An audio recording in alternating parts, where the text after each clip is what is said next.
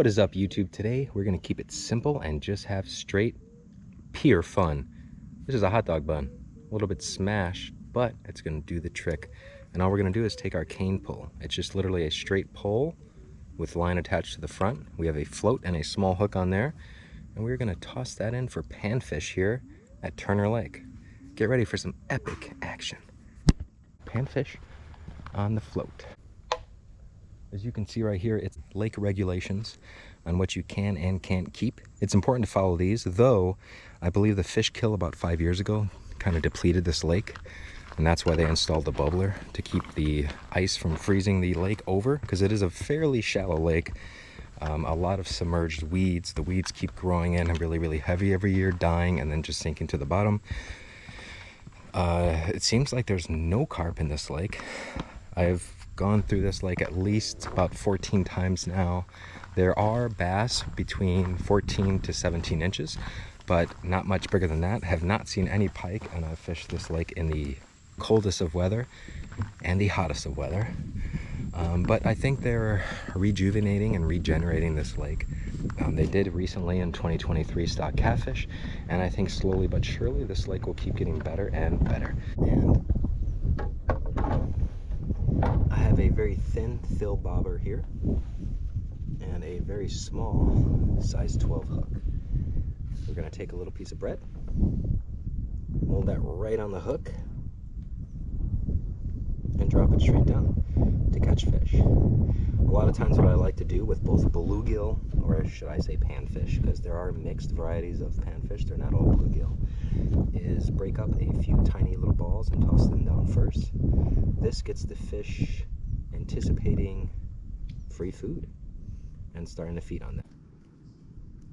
You watch those pieces of bread, you'll start to see them slowly disappear, because the bluegill are swooping in and just annihilating them. See them?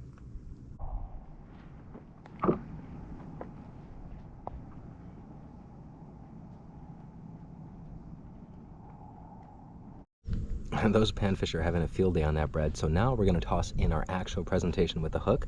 They're going to be so off guard. They're not going to expect it. They're not going to be on guard expecting to get hooked or anything like that because of all the free food they just had. Pay attention. In the water. And as it slowly starts to fall, the fish comes out, takes it.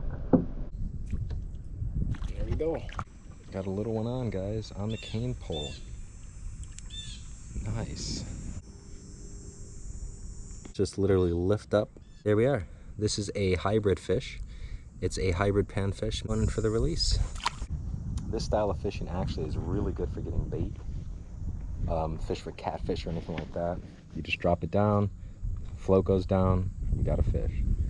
Literally just like that. Got to keep them out of the weeds because, like I said, and they typically all get hooked right in the tip of the lip. But all fun, guys. Sometimes I come out here and I don't film, and all I do is catch like 20 or 30 of these guys. They get bigger. These are one of the smaller ones here at Turner Lake. But there are tons of panfish here to enjoy yourself with, have fun with at Channel Lake State Park.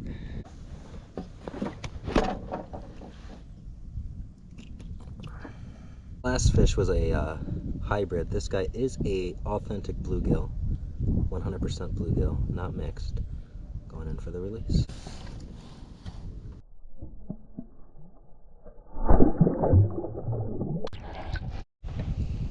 So then we just kind of, this time we're going to wait for the float to go down. Just drop it in, let the fish take it. Float goes down. Oh, they spit it out. Float goes down. There we go. Float didn't go down, but fish is definitely on there. Check that out, guys. Thanks for coming back out of the water with me. So look at that, another beautiful Turner Lake bluegill. Authentic, feel like that all day long on bread and a hook. So this very thing I'm doing right here with this bread, just putting it on this real small hook with a float and just dropping it down. Very similar thing you can do with carp. They both bite the same thing. Like as a kid, everybody would be throwing waxworms and worms and all this stuff. I would just use bread. I would put bread on the hook. I did it once, caught fish, so I did it again. I've caught bass, I've caught catfish, I've caught carp, panfish. Like almost everything eats bread. You'd be completely surprised. A lot of people go to these locations and they feed the ducks and the animals bread, and these fish have adapted to the taste of bread. They enjoy it. They like it. So you can use this for carp or panfish, guys. And that is my tip to you for catching fish in your local body of water. I hope you do. If you come to Turner Lake, I hope you incorporate these tactics into your catching methods. Maybe you could even use some of these bluegill fort bait to try to catch some of these bigger fish. Not too many bigger fish in here now, but I have a very, very good feeling that Turner Lake is bouncing back, coming around, and we're going to have walleye, northern pike, and catfish. It's going to be a destination within the Chain Lake State Park, that is for sure. But stay tuned as we catch a few more fish, have a little bit more fun, and then we'll send you guys all out. Little bit of bread goes a long way. Little bit of bread goes a long way.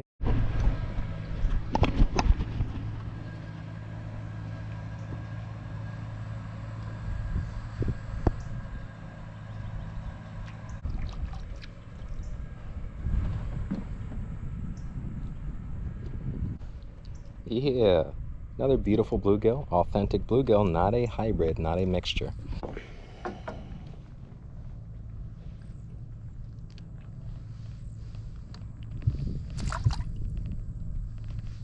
like these for bait, for fun, or for food. A very simple, easy way, very cheap, simple, easy way. So, thank you. Please subscribe, and we'll see you guys next Friday with another geofishing exclusive. Peace.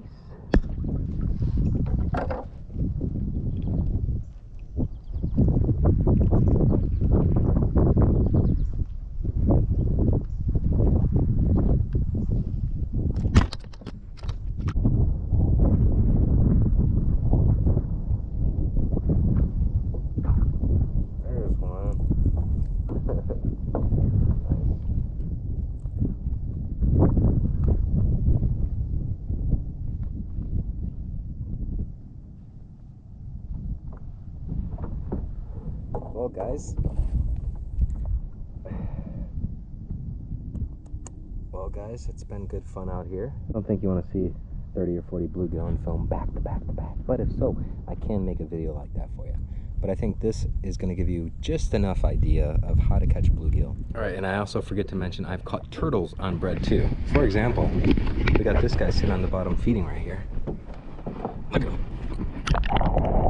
There he goes. He's swimming away. But he's just sitting right there feeding.